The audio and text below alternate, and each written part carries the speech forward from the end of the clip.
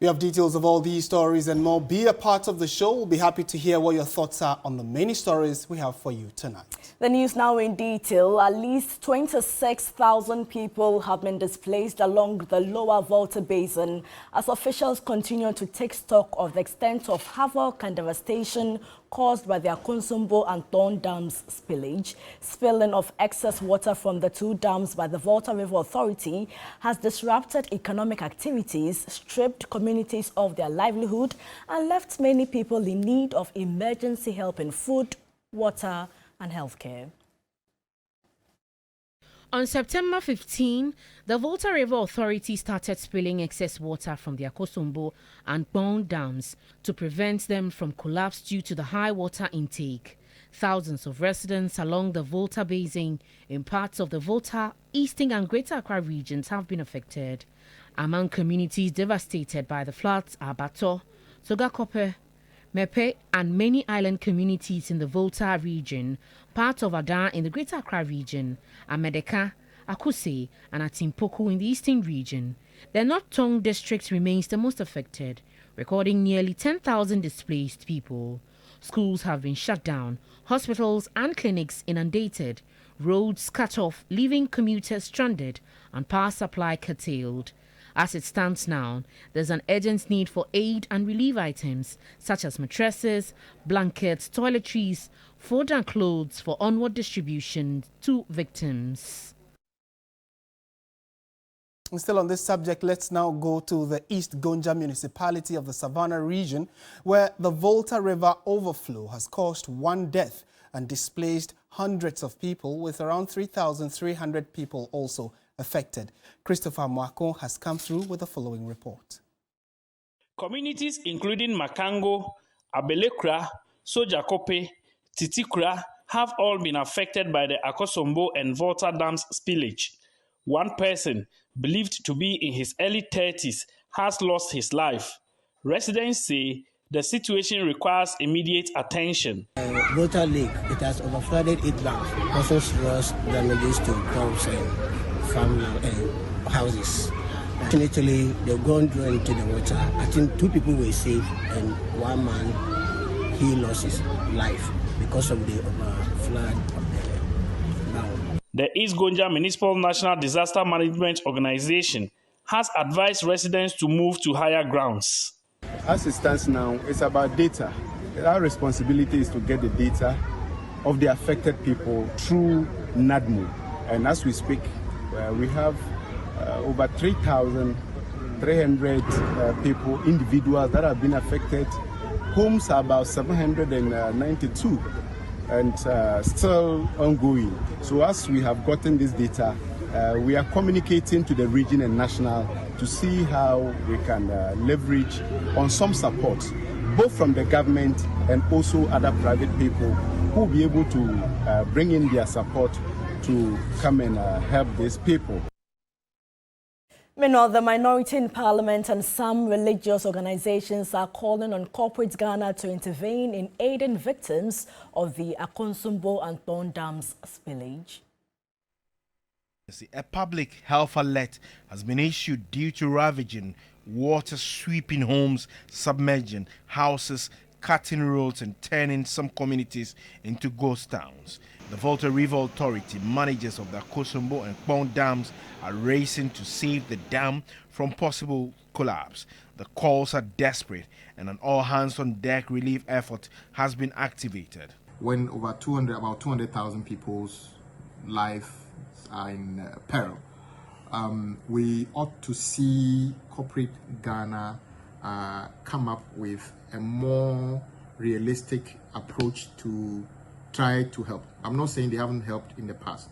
Yes, the economy is not in a good shape, so the budgets for many of these corporate bodies may not be as enhanced as they wish.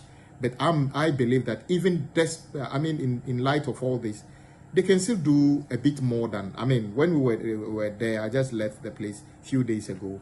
I can't see any significant presence of major corporate bodies we know in this country who are trying to come there to support in any way. There are calls for the declaration of a state of emergency. Assemblies of God Ghana fully backs calls for the declaration of a state of emergency in the flood-affected areas.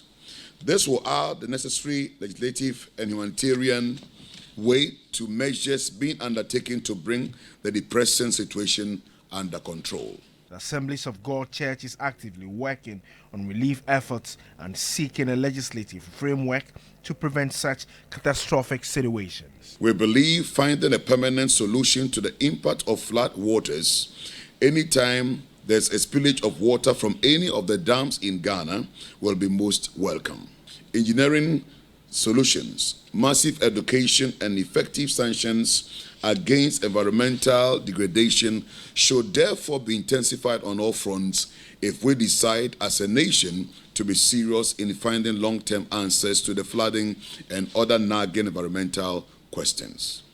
On our part, Assemblies of God Ghana shall donate an amount of 20,000 Ghana cedis and other relief items to help alleviate the plight of the victims. Still on the floods, Media General and 3 Foundation have launched a fund to provide support to victims of the Akosombo and Kpong Dam spillage. The foundation is calling on the public to donate cash, provide cash provisions and other relief items to support the vulnerable. 3 Foundation is a sustainability and corporate social responsibility management structure for Media General, with a commitment to enriching lives and empowering Ghanaians with interventions in health, education and community development. Head of 3 Foundation, Gillian Heathcote, says the creation of the fund has become necessary to provide a platform for others to reach out to the vulnerable. 3 Foundation and Media General are saying that for those of us out there who can contribute building materials, food, medicines. We understand that the hospital had to shut down because of the situation, and we can imagine what the hospital will be going through. The textile industries, people have lost their entire clothing. She has appealed to the public to support the worthy cause. For people who have their own widow's mites and they want to give donations, they can do so through 3 Foundation official account, which is 059-743-3110. We have a merchant number, which is 120494, under the merchant name 3 Foundation. And for persons who would want to make some further inquiries about our dam spillage relief fund, they can call 0243-126-282 to reach the corporate communication department of Media General, and we'll be too happy to direct them as to what to do. The spillage has displaced thousands, with women and children most affected. And so we are asking all of you, the philanthropists and the good-hearted people among society, to help us help those other Ghanaians who've been badly affected by this spillage. In a related development, though, the Ghana Meteorological Agency has given indications that more rains are expected, specifically in the northern part of the country, and also it will be cutting down through to the eastern Volta and Greater Accra regions, and these regions have already started recording, persons who've been badly affected by the spillage. Let's listen to Felicity Ahafianyo, who is with the forecast department of the Ghana Meteo. We came up with the outlook from tomorrow, Wednesday, through to 23rd October, how we are anticipating it to be like. So it's still going to be variably cloudy across the Volta parts of eastern regions into Greater Accra, and then we are having 40 to 70% chance of rain, which is likely to come with thunderstorms and lightning. And we are looking at the active spots between 20th and 23rd. That is when we are still anticipating that there will be another outburst of rainstorm. But tomorrow, we still have 30% chance that there will be some localized formation of rain and thunder around that area. So we just need to be careful. We will also be monitoring, and then we'll keep updating them so that they can get themselves ready. So now till November, yes, rain is still in the forecast. You're still watching News 360 on TV3, and like we indicated, it looks as though the situation is becoming quite dire. There are reports that it's even spilled to the northern and upper eastern regions of the country. So it is serious, and we are asking that all of you who can give some form of assistance kindly do that. Here at Media General, we are asking for those assistance for our brothers and sisters who have been caught up in this unfortunate development. Meanwhile, teachers and pupils as young as 5 years are risking their lives crossing from Mafidotlo to Mafidavime on canoes without life jackets. These young learners have no alternative but to undertake this perilous journey. Godwin Asediba encountered them on their courageous voyage. We are en route from Mafidokpo to Mafidavime here in the Volta region, and it is drizzling here, and these pupils just closed from school. I have been told by those on the boat that on a regular dry day, this should be a farmland where these pupils will have to walk freely to the next community where they live. But you can see that at the moment they are seated on a boat, and they do this in the morning when they are about to go to school and in the evening when they close as well. These kids are not on a life jacket, together with the other ones that you find behind me. These are also residents who live here. None of them have life jackets here. The impact of the dam spillage is affecting them heavily here in the Volta region. This is what they have been doing since the spillage began. Most of them have expressed some sort of fear regarding the level of the water because it keeps rising every minute. At the moment when the boat rider was going, he tells me that the water was on a certain level. But at this time, he is complaining that the water has risen to a higher level, and it is sort of making it difficult for him, together with his other colleagues, to be able to paddle through this particular, stretch. Eric here went to school in the morning. He had to use this particular procedure. He has closed from school together with his other colleagues, and he is still using the same procedure to go back home. I am afraid. Why are you afraid? But the water is here, and I'm afraid.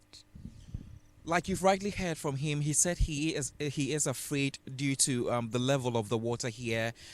What makes it really heartbreaking is that these pupils do not have life jackets that can be able to protect them in case this canoe capsized.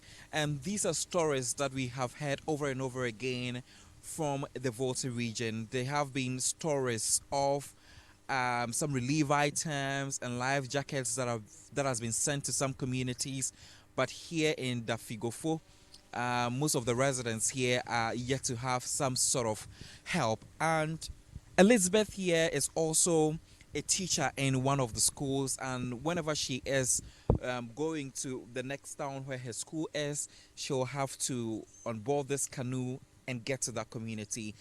I don't feel comfortable when I am going to school, and then as a moment some of the students are in the house and all their parents are complaining that because of the water they don't know how to swim and we don't have life jackets. So when we put them in the boats and then they were not able to control themselves and then they fall in the water, they can die. So some of us, the teachers, we try as much as possible. We go to the school because Dover and Atitepo, the place was not flooded. So we manage the small classes that we have. But even as we are going, we are afraid that we can fall in the water and then something else will happen to us. Yes. Have you gotten any sort of help since the whole situation began? No, please. No hope. There's no hope? Yes, or no help for us. So we also go to the school and then the payment too is something. we try that the leaders should do the help for us so that when we are going as a student, we can pay 2 cedis or 1 cedi, but they said no, because they are not using machine. They will take the 3 cedis or the 5 cedis from us. So that one too, we are struggling about it. The level of the water keeps rising each day. Every minute you come and then the water is rising. Let's say it gets to a higher level. Will you still go to the classroom to teach the pupils? No, please. We will not be able to go when it comes high.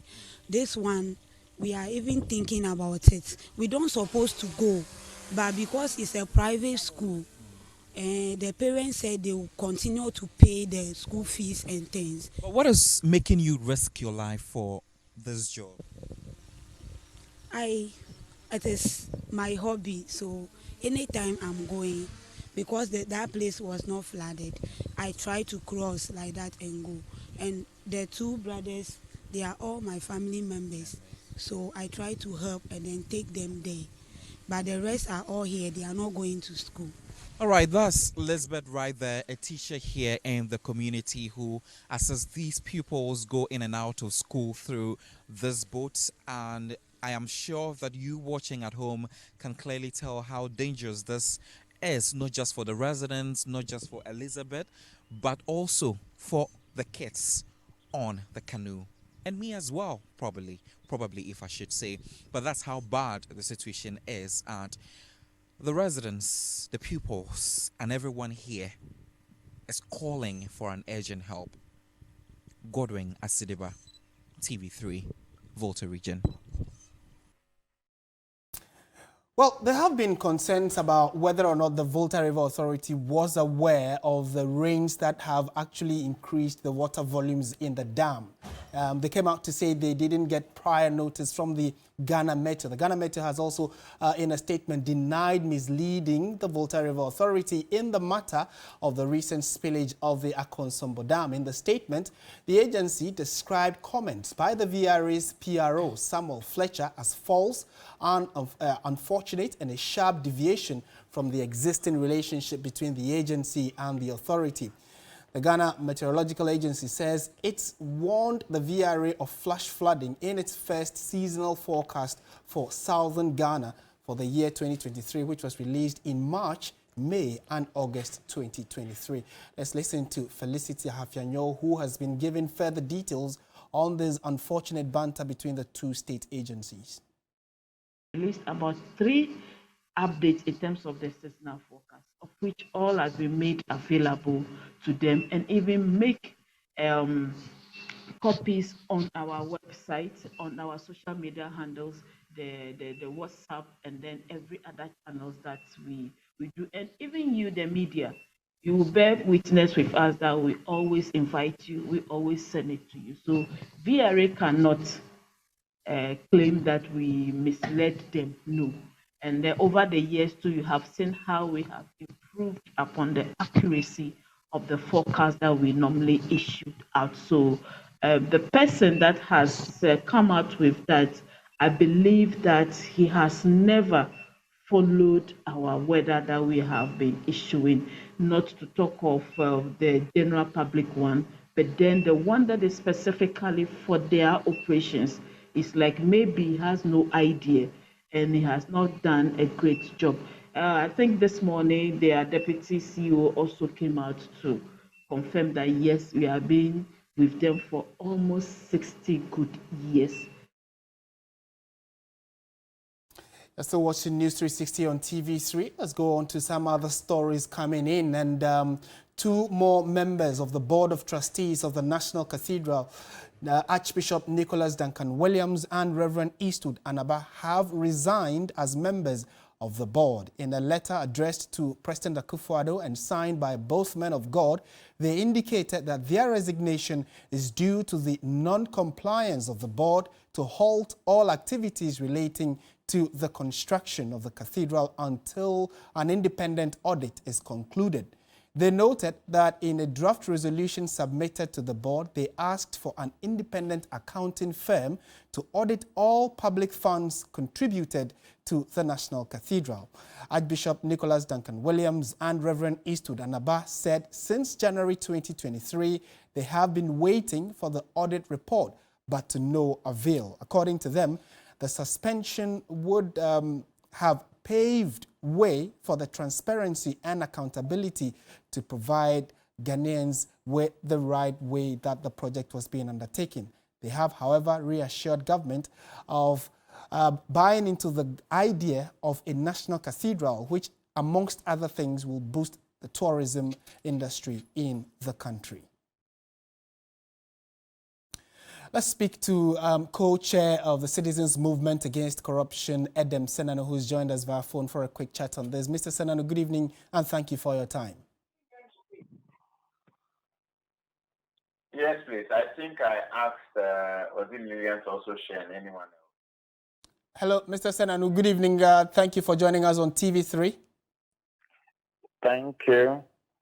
Right. My first question to you would have to do with your initial thoughts on the resignation of these two men of God from the Board of Trustees of the National Cathedral, which many have said has been shrouded in a lot of controversy. It's kind of anticipated or expected because they had given notice that they were hoping that an audit would be done to show that everything was above board. And once that hadn't happened, it's not too surprising that they've taken the decision at this point. And with this resignation, where does that leave us, especially from the perspective of government? What would an anti-corruption agency like yourself expectation be of government? I think that the presidency should call a crisis meeting on this project and decide whether it is still worth pursuing.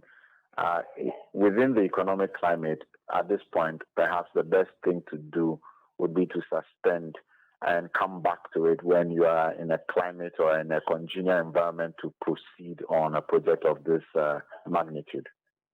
All right, Mr. Senano, thank you so much for that response. He is the co-chair for Citizens Movement Against Corruption. That's to watching News 360 on TV3. Let's continue with the rest of our stories. And the Supreme Court has struck out the injunction application filed by the NDC and 4 other political parties against the Electoral Commission. The parties had taken the commission to court over its decision to restrict voter registration centers to its district offices. Lord Idwasari reports. The 5 political parties made up of the National Democratic Congress, the Convention People's Party, All People's Congress, Liberal Party of Ghana and the Great Consolidated Popular Party on September 7 sued the Electoral Commission at the Supreme Court over its decision to restrict voter registration centers to its district offices.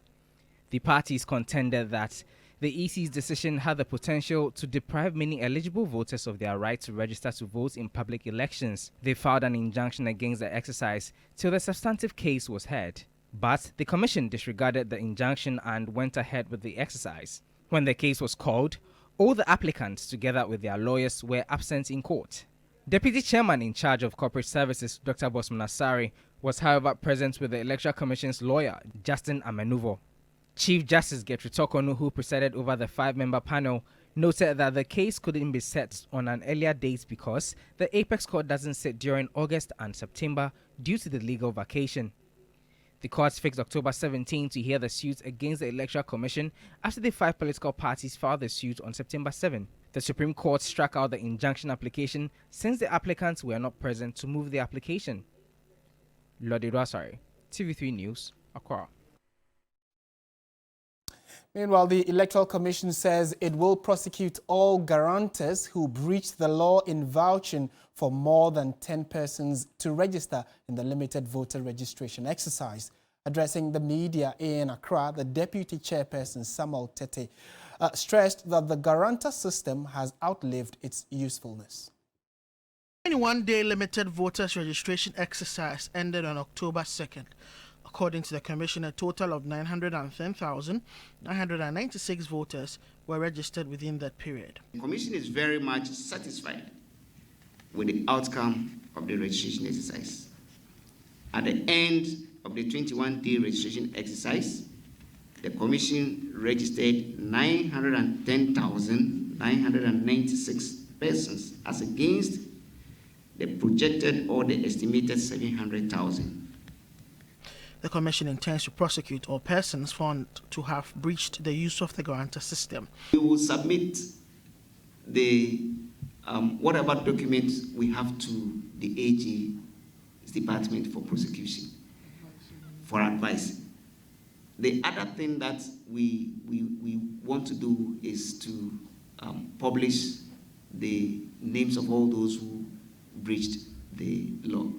We have data on the number of applicants who guaranteed for more than 10.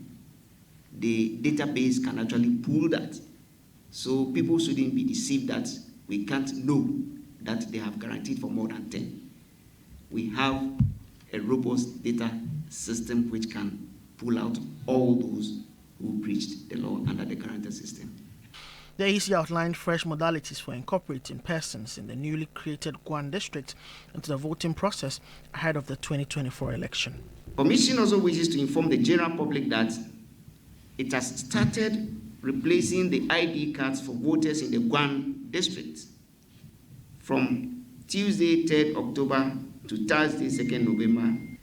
This exercise has become necessary because in 2020, voters in the Guan district registered in the Jasikan district. With the creation of the Guan district, their voter ID cards bearing the Jasikan district code have to be changed to reflect the code of the Guan district. Duke Mentopoku, TV3 News, Electoral Commission Corporate Office, Accra. You're watching News 360 live from the News Hub here at Adesa Wekanda. We have more news coming up shortly. Don't go away.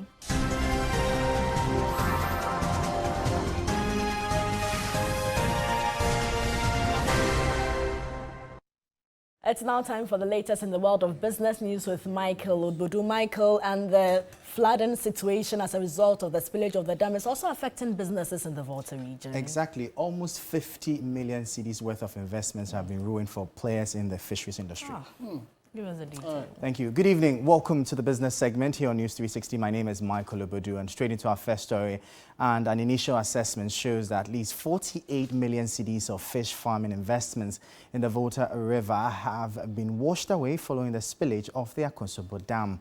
The figure is expected to increase as monetary evaluation continues, according to the Chamber of Aquaculture.